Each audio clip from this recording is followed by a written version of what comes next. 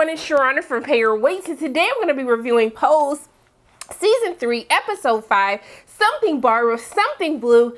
We are going to be having a wedding, or are we at this point, as things ended on this week's episode of Pose.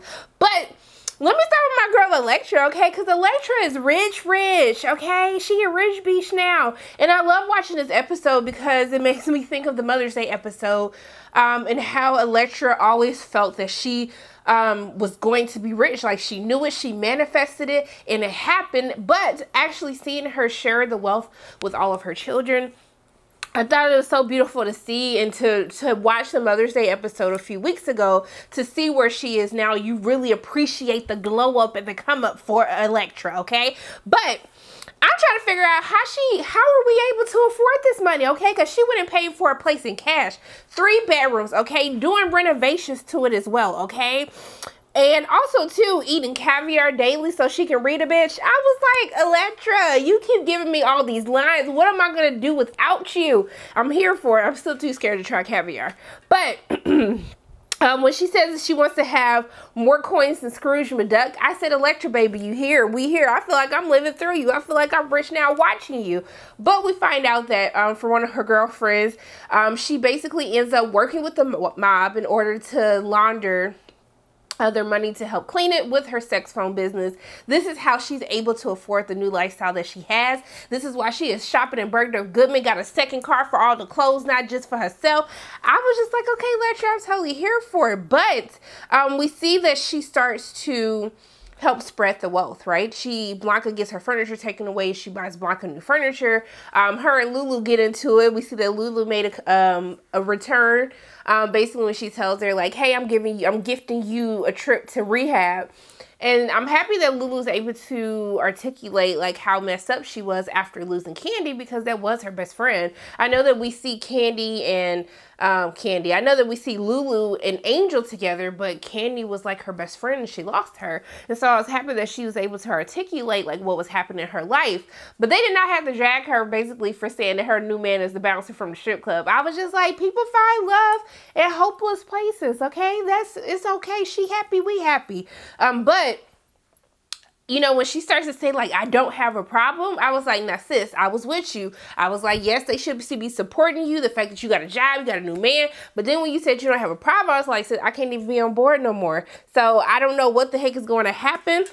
But essentially, they basically decide we're going to let bygones be bygones and just have this peaceful dinner that Electric has ordered for everyone. But I love that Blanca always knows how to bring the moment back to tearing us up when she talks about how happy she is to be alive, to be able to see Electra become a mogul, to see Lulu become a future accountant, or for, you know, Angel to be a model, and for her to be wanting to become a nurse.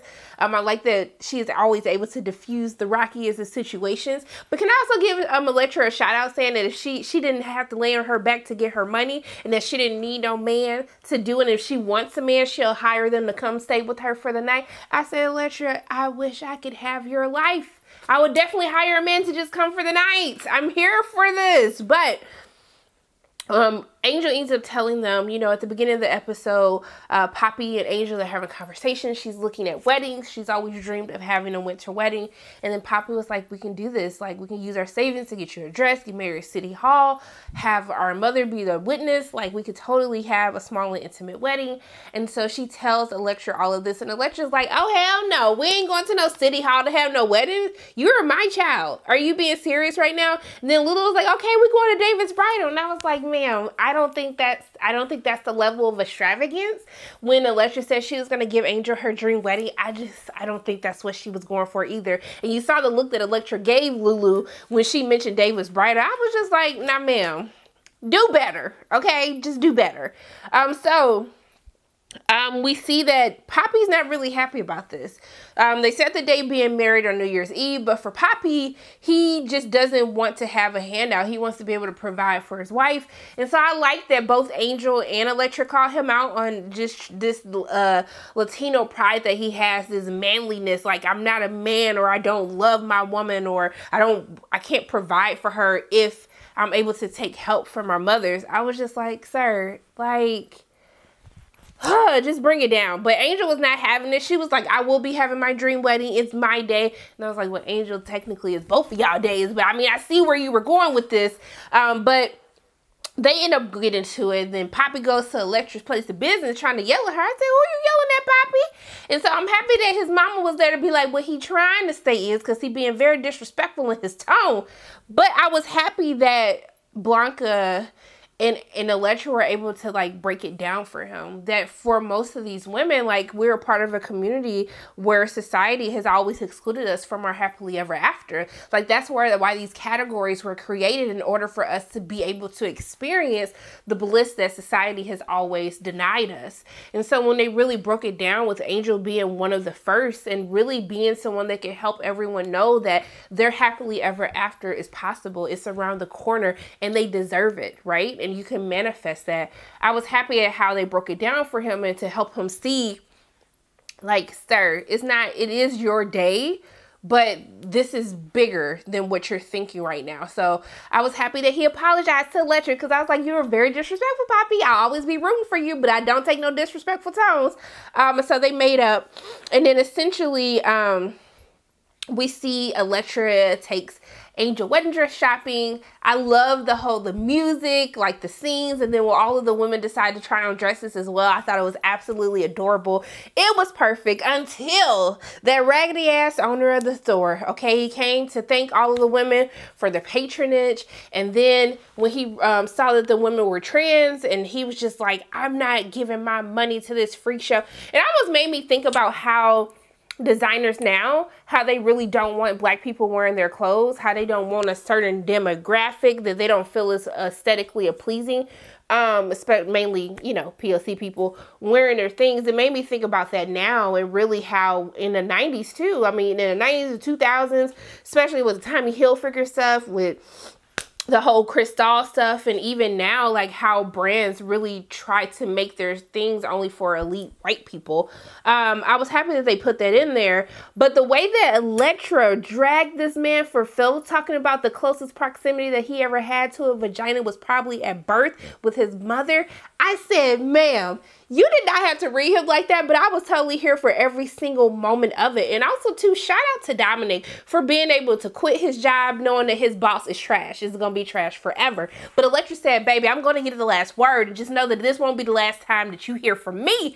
So Electra has a meeting with the mob in order to tell them, like, hey, like, I'm a respectable woman now. I can't be doing these things, okay? I can clear a whole store out without being caught, but I have a brand to worry about. So she has the mob go in and steal all of the dresses in the store, and then she ends up having this lavish dinner for Angel after she treats the women to the day at the spa at the Four Seasons. And she basically takes all of the dresses and gives them to the women so everyone can live their happily ever after at Angel and Poppy's wedding.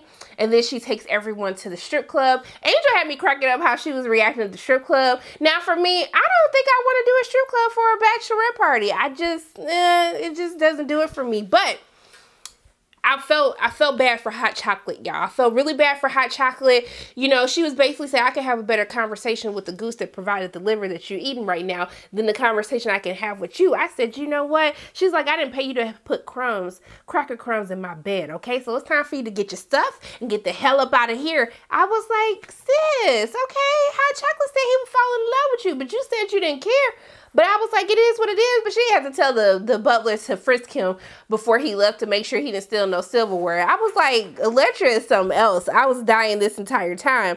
But we see that while Angel's doing her thing with Electra and her with her moms, basically Poppy ends up getting a visit from Jimena, Marystyle's friend. Marystyle's his ex-girlfriend that was on drugs, which is why when Angel's on drugs, he has such an issue with it.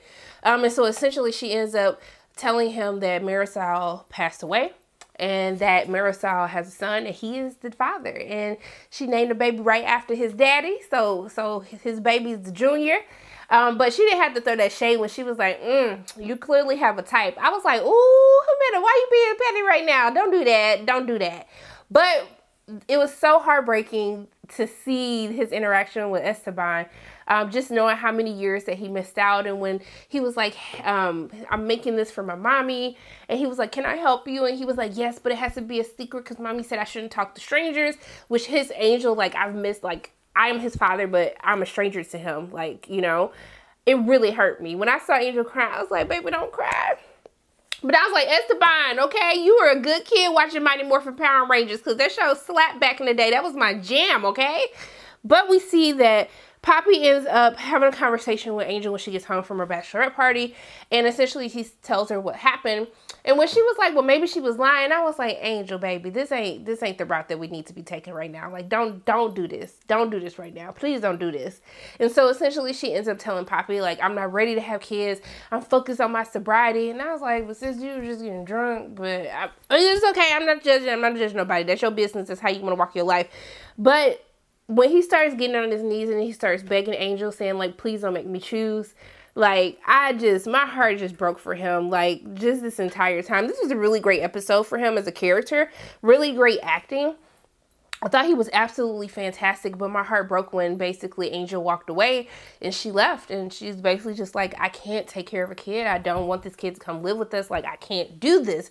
So I don't know what's going to happen. Okay, this is just part one. We got to wait till next week to find out. Will they say I do or will they just walk away forever? I don't know what's going to happen, but I know that Poppy is going to be the most amazing father on this planet. The way that he loves Angel, the way that he rides or dies for his mom, for his siblings, I'm totally here for all of this.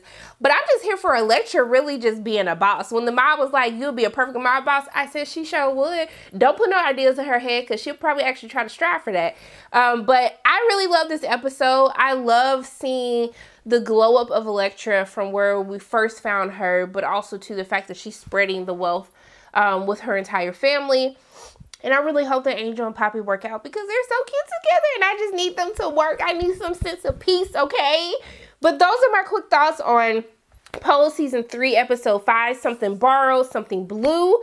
Y'all made me blue at the end of this episode with Angel walking out. You better get your ish together, girl, okay? Because you got a good man that loves you, okay? And you got a baby. You're going to have a dream wedding. You are being blessed, baby. And you don't run away from your blessings, honey. I'm just saying.